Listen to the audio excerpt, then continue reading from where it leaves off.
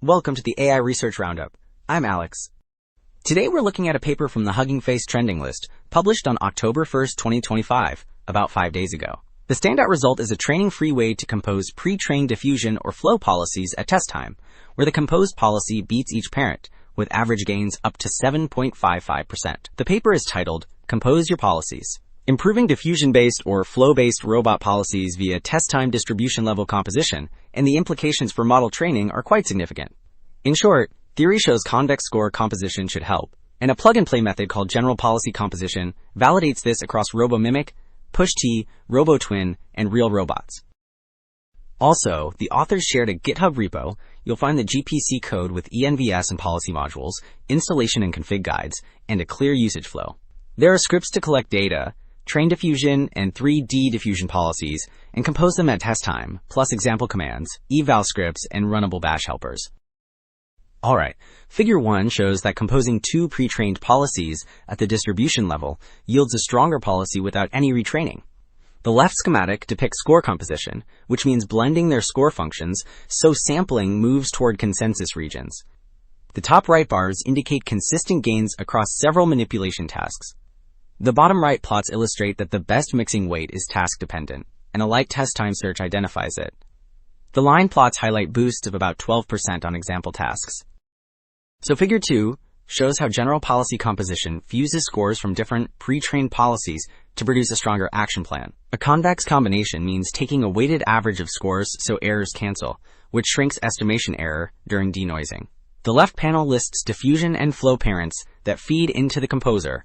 The center contour illustrates the composed score moving toward a lower error basin with a small inset depicting test time weight search.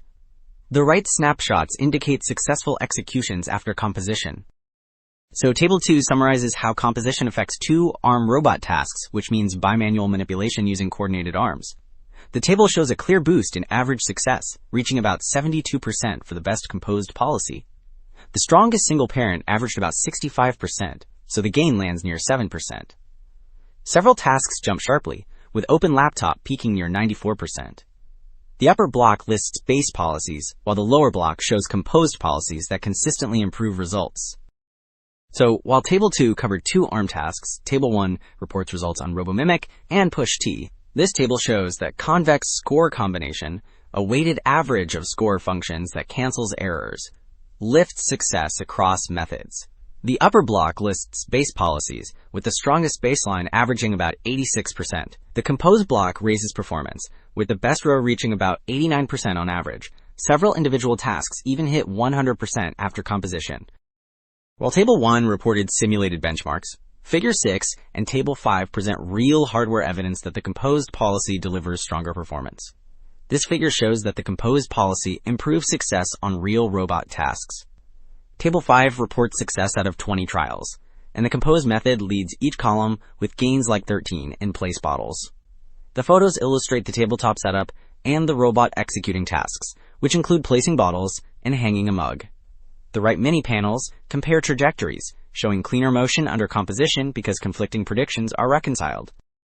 Wrapping up, two takeaways stand out. Convex score composition reliably boosts policy performance without any retraining, and the gains hold across simulators and real robots. The broader implication is practical. Robotics teams can stack existing models, search a weight, and reduce data and compute needs while improving success. That is it for this episode of the AI Research Roundup. I am Alex. Thanks for listening.